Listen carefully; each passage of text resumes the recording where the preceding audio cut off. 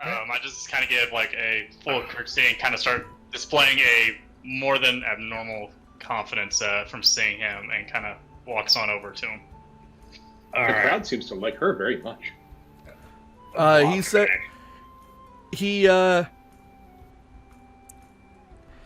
of pulls you over, and he shakes your hand, and he says, "Ladies and gentlemen, Treya here is one of you, a normal commoner as you would, but she has learned all of these wonderful arts and tricks. Please, Treya, give us a demonstration of your lovely voice." She just kind of gives like a nervous smile to the group before she starts humming, before going to a full-blown song that she does. You got this, Treya! Oh my god. He inspiration from Maurice. Those of us who press the digitation can make a lighter. Oh my god. You're making a small like flame on your finger, just. I could do the druid craft, but I drew a craft above Treya, some flowers. But Oh no! It should be like you're holding your almost like a thumb up, right, with the flame coming from your thumb. So it's just like you're holding a lighter. There you go. There you go. That's better. Yeah, I guess she'll start singing Produce this Lane. song. Here, I'll put a link in campaign. Go with Okay. that one. As she gets into the song, like actually is getting into it, Sublis is just like just tears streaming on his face. It's like, it's so beautiful. God. As your song tapers off and finishes, he sitting there, and you see him like he has kind of like subtly moved you onto the soapbox, so you're there, and you can see him like nearby, just crouched down and just like doing this. And somehow there's like a painted teardrop that has appeared like on one side of his mask underneath the eyes. As I'm saying, I just kind of use prestidigitation to kind of flick like a small spark into his mask, just playfully. He obviously he like falls backwards at like on his back and just kind of like flails in the air for a second as people begin to laugh about this. And he says, "Ladies and gentlemen, the wonderful Treya, a commoner and wonderful person all around. Just a little spiteful, if possible. Just a little bit of spite in her." As more laughter from the crowd and such. He says, "All right, now I will let her get back on her way. She is running errands for me after all. I can't keep her from her work. Treya, thank you for showing up and delivering those things." I give a deep, like, noblesque courtesy to the crowd before just haphazardly pulling him into a nice hug. He gives you a quick pat, and then as you like slip off, he kind of like gives you a quick like pat on your butt of just like, "Get going, come on, move. I have a show to go on." Couple feel as. All right. Oh my god. You see some of the women in the crowd just like, oh. Just give a stern glare to him before walking back over to the group. Who was that masked man? Yeah. Yeah, she What's goes that back and mask? forth like, what? You see, about again, the crowd kind of like encloses around him as you guys walk away. You hear the crowd again go, oh, more claps.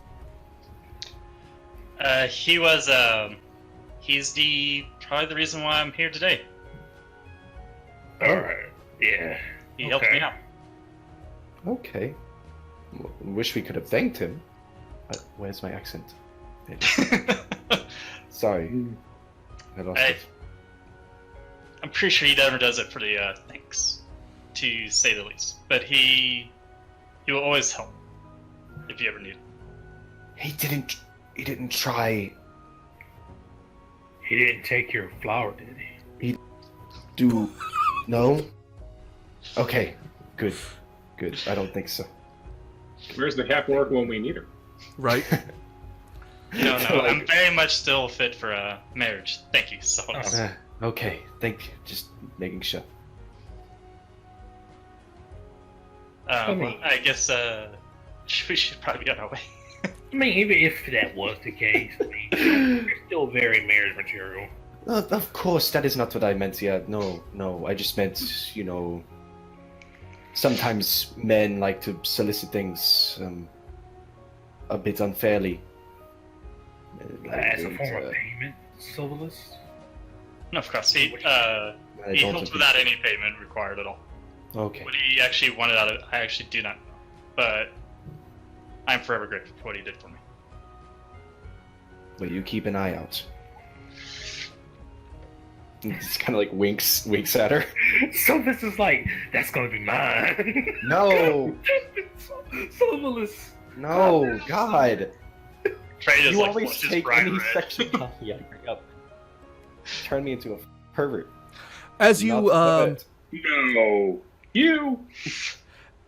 I as you appreciate the art are of moving up the beauty. street, you actually see several guards nearby. It looks as if there are 4 guards, and one of them has something in his hands. It looks like a piece of paper of some sort, and it looks like he might be the one kind of in charge, possibly a sergeant or something of that nature. And he looks like he's talking to the other 3 that are there. And as you guys are walking up the street, he looks he kind of like sees you guys walking and just kind of like looks up, then like looks down paper and just kind of like does a quick double take, and then looks back at the paper again, and he points to you guys, and then the other guards kind of like hop to as they all kind of jog toward your group. He says, excuse me, let me see your hands, please. I walk forward from the group to the guard and ask him, what seems to be the problem, guard? He says, I'll be asking the questions here, and he quickly grabs onto your hand. I slap the hand away and flashing my air signet ring. That isn't on your finger. He says, he looks at your hand, and he goes, excuse me? He says, if I had more time, you would be in a lot of trouble. As the other guards quickly check the rest. The gallows for talking to me this way. Check yourself, guard. He looks very upset, and then he kind of like looks at the rest of you, and says, he kind of looks at the paper in his hand, and he looks at the other guards who just finished checking your guys' hands, and no, sir, no, she's not here. The captain goes, fine. He looks at her, and he says, you look like the person we're looking for, but you couldn't be her if you don't even have a signet ring on. As they quickly turn around and kind of jog away. What? Did you want In me the to stop nine- the car? What in the 9 hells was that? It was a ID check. Maybe they're looking for a Lady Stormborn, huh? Apparently someone doesn't like the fact that I'm back. Apparently. Where's your ring anyway? You should keep it on your right ring finger. That is a good question. I'm pretty sure no one would probably know that one. No one? No one. The masked gentleman. Oh. I guess he really did want a payment after all. Maybe he did you a favor. Maybe. I mean, if you are- Maurice, you suddenly notice that there is a very, very small bulge in her back pocket. Excuse me, Trey. I don't. He just reaches and this isn't sexual anyway, but Your dresses have back pockets. yeah. Then in your backpack or whatever you're wearing, something. Your Okay, back, like, yeah. pouch? Sure. I don't know. yeah, Sure. Sure. I didn't think about that. Wait a minute. Excuse me. Maurice, what are you doing back there? And he digs in and finds out what it was. Her signet ring.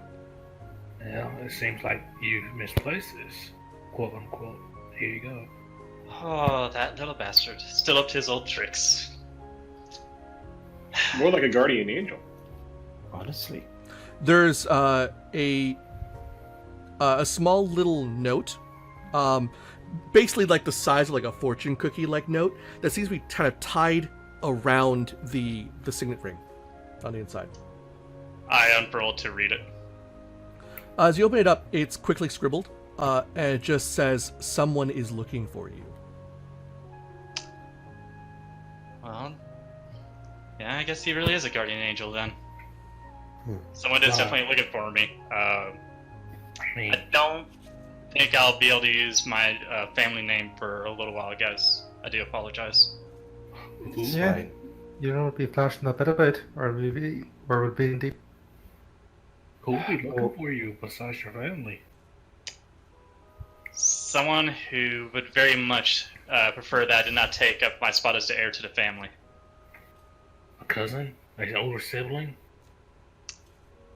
Could be any number. Nobles are not for a lack of enemies, unfortunately. I'm not too sure. It'd be definitely something I'd probably have to talk to my father about at the earliest convenience. Does that mean that we are going to have some trouble procuring the far-off salt water from this captain if we do not have your name to back up our claim or request? There's still a chance, but we would definitely lose a rather large bargaining chip.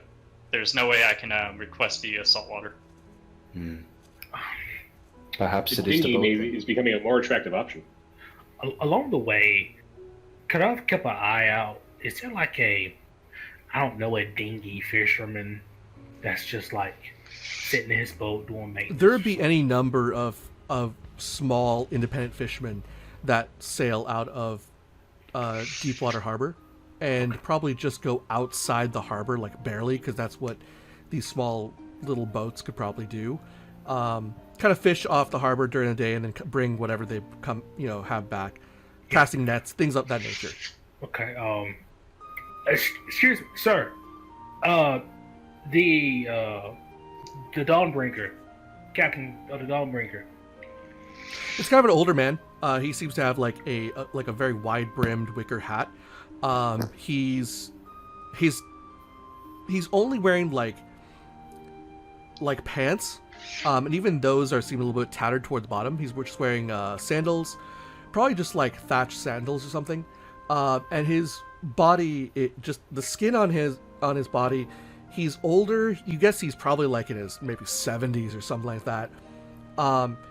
He has kind of like very lean muscles. His skin is very tanned, almost jerkied, just from being out in the sun for so much, and it's probably covered in tattoos of different types.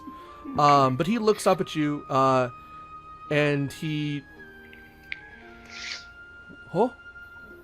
How would you like to make one gold piece? Easy. He says, "Sure, you have his attention." I need for you to ferry me out quite a bit of ways from the dock, and I just need to collect a couple quarts of salt water in my flask here. It's for my master, alchemist purposes. He kind of like looks at you a little suspiciously, like, "That all?" Yeah, I'll pay you first. He says, "All right, let me see the coin." I procure one gold piece, and then I notice like there's extra coin here. Like, what the? Looks around. Huh? Maybe Coralon's looking at me. Anyway, get a gold piece and put it in his hand. I empty my water flask. Yeah, he looks at the gold dragon and he just kind of flips it over. That'll do. He says, "Hop on." All right. Anyone want to come with me? It should just take a couple minutes. There probably isn't many. Yeah, there's probably only room for like 2 people max. Sure. Well, someone else can go. I don't mind staying here and. Come with me. You seem to have your sea legs. Sobolus, would you mind coming with me so that I may change to my old attire? Something that's not as prevalent. That would probably be for the best, and then I will promptly try to flirt with some of these very attractive dock workers. Those beer poppers. There are some very strong weathered men in this dock that I wouldn't mind sharing it. All those sun-tanned jerky daddies. Oh, those strong sailors wearing those blue ascots and those wonderful white hats, all the same. In the Navy. yes. I feel like Yeah. Sovalis is suddenly imagining like a Fred Astaire movie or something. Like he's kind of imagining like a very tanned like Navy man, but like maybe he only has the hat and like the ascot like he said, but it's like still like big strong. Somewhere in the back of Sovalis' mind, there's just like a tap dancing Fred Astaire and Bob Hope. Yes, that is exactly it. Thank you. I'm so happy that someone understood those references. I slightly understood that. To be fair, I actually loved those movies when I was a kid. What did you say it was? I want to just look it up just to see. Fantastic movies, by the way. Fred Astaire and Bob Hope are wonderful dancers and singers. Oh, I think I know what this is, yes, or these people.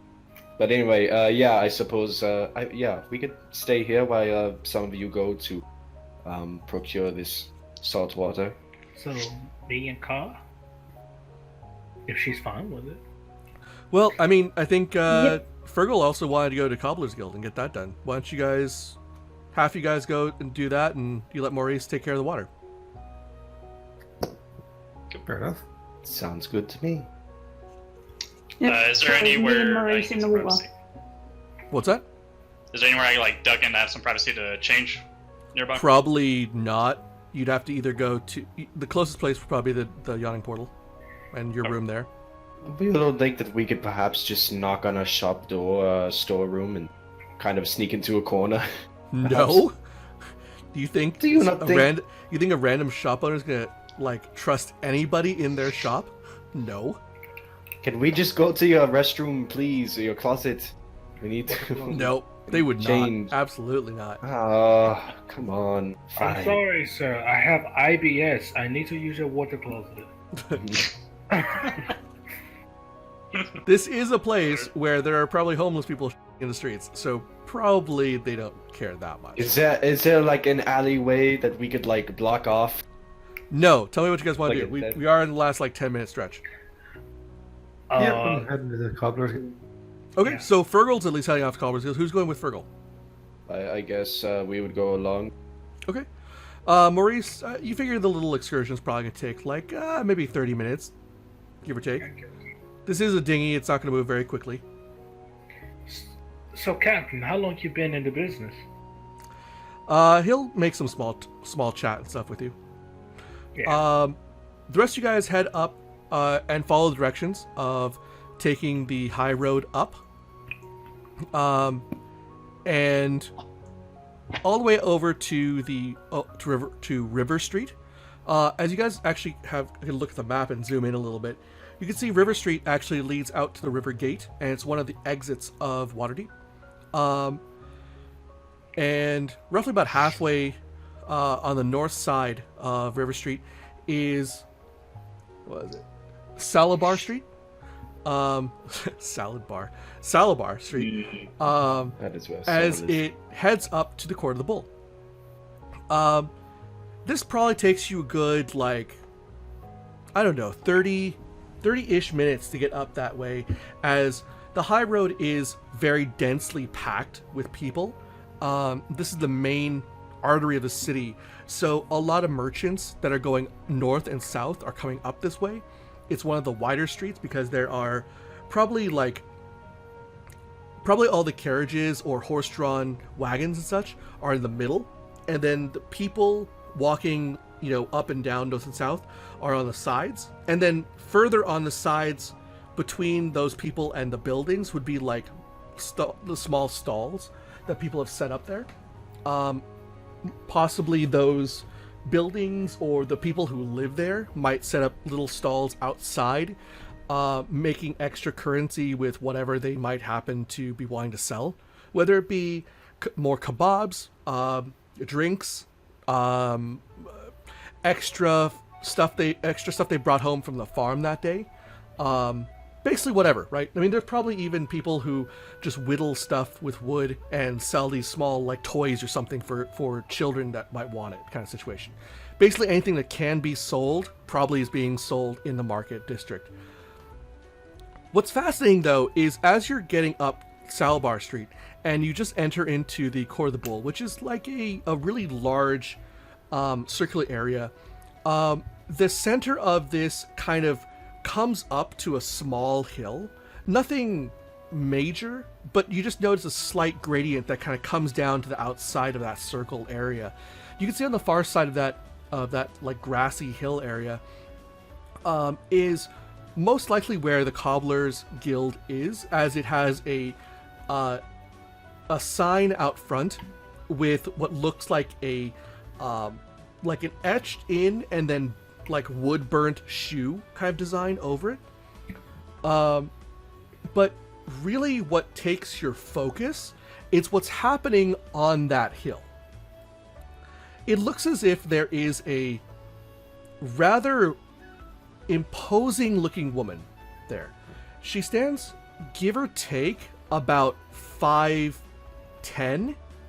You'd figure maybe 5'8", 5'10". She is very fair skinned, but really all you see of her is from like the neck up, as the rest of her is dressed in a very shiny, like gold colored plate armor. And it definitely makes her look much larger than you might expect. She's wielding a two-handed sword, as far as you can tell, with a shield kind of like attached over one shoulder, and she's swinging wildly at a small green creature that is like jumping away, ducking, falling on the ground, diving out of the way of her swings. And she looks as if she's working up quite a sweat, trying to kill this creature that simply won't die.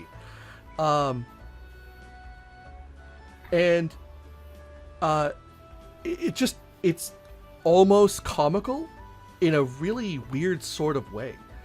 This has drawn quite a bit of spectators. People in the shops nearby have actually come out and have just in there just like, what's going on? What seems to be the deal here? It looks like it may have started with only like a handful of people, and now it's like a few dozen people that are watching this. But no one's gonna get in the middle of what looks like a very determined guard of some sort. You're not entirely sure what she is, but she's fighting. Is that a goblin in the city? And we will end there for today.